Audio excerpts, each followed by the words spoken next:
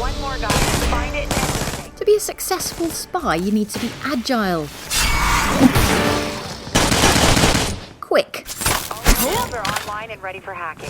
good with gadgets, especially night vision, and at one with the shadows.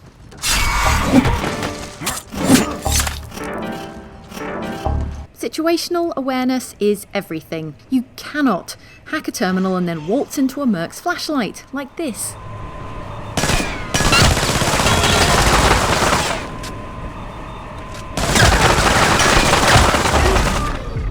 They killed the hack. Or get caught with your spy pants down like this.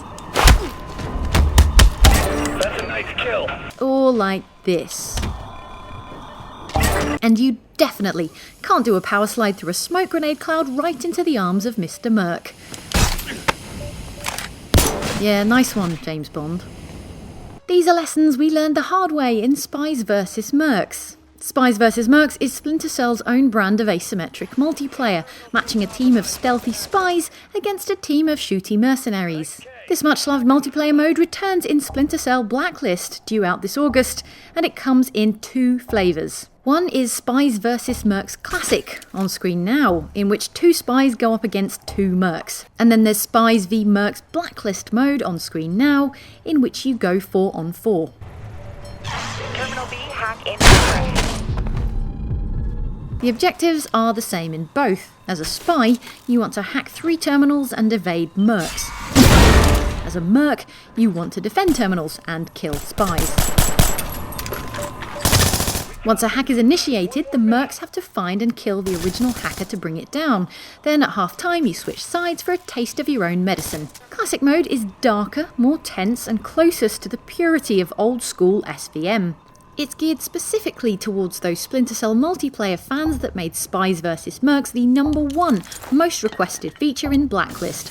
So says level design director Geoff Ellenor. Spies vs. Mercs Classic is really for the fans who played and loved the game back in Chaos Theory, Pandora Tomorrow, and we're bringing them a 2v2 experience with really light and shadow-oriented gameplay. Mercs have flashlights, spies use the darkness and night vision goggles, and I think it's really going to be true to the core DNA of what they remember. Blacklist mode, on the other hand, is bigger, faster, and more complicated. Spies are still more nimble with exclusive access to vents, pipes, and high ledges, and Mercs are still more tank-like with big guns and mounds of armour. But here, spies do have access to lethal weapons. Spies vs. Mercs Blacklist is sort of an evolution of Spies vs. Mercs. The difference between the Blacklist version and the Classic version is that you have more players. You play 4 versus 4. And it's a little bit brighter in the environment. We changed the environment a lot for the Blacklist modes. And it's a lot about player customization and the different armor parts and gadgets and even weapons that you can equip, which is a new change for the spy, because previously the spy didn't have lethal guns. And in this version, it's still the case that Mercs are way better with their guns, but spies can use them a little bit, and it's really an interesting synergy between the old game and maintaining that special feeling of stealth in multiplayer and bringing it to a slightly faster pace with Blacklist. Mercs, meanwhile, also have new toys to play with, like the drone, for sniffing out spies in hard-to-reach places. Character classes are suddenly all-important. The spies have the Intel Scout for tracking enemies, the Predator for up-close combat, he's the one in the temporary invisibility suit, and the Saboteur for disrupting enemy tech. The Mercs have the Peacemaker, who's a tank-like dude with stat-boosting adrenaline shots, the Hunter, who has those drones, and the techie guy for messing with spies' gadgets. As for the maps, both Classic and Blacklist modes are played in the same 6 maps, but with each tweaked for the mode in question. I'm the level design director, so I have a lot of love for the environments. And the way I see it is that the environments are really the best tool that the spies have in their arsenal.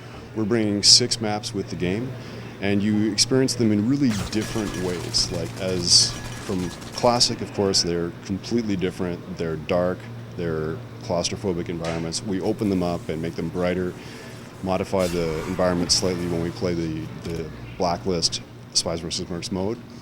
And on top of that, When you're a mercenary, you experience the map in one way, and when you're a spy, you can climb up and really see the whole map and experience the whole thing. For example, there's Silo, which is an abandoned rail yard and one of the more compact, enclosed maps. Then there's the high-tech Virus Vault on screen now, and at the other end of the spectrum there's Cartel, which is a more open, multiplayer shooter-feeling map. Terminal 50% exposed. Eliminate. Nice shooting. Hacker eliminated. On top of those character classes, customization is a big deal in Blacklist mode, with bags of gadgets, vision modes, abilities and armor parts to choose from. In theory, everything's balanced for fair play on either side, but honestly, who wouldn't rather be a cool spy than a lumbering merc shooting up the place? This is a Splinter Cell game, after all. When the game lands in August, I recommend the high-tension classic mode for shredding your nerves as a spy, and the heavy-duty Peacemaker class in Blacklist mode for shredding spies as a merc. Will you be playing, and will you be playing Blacklist or classic mode? Let us know, and we'll catch you next time on Outside Xbox.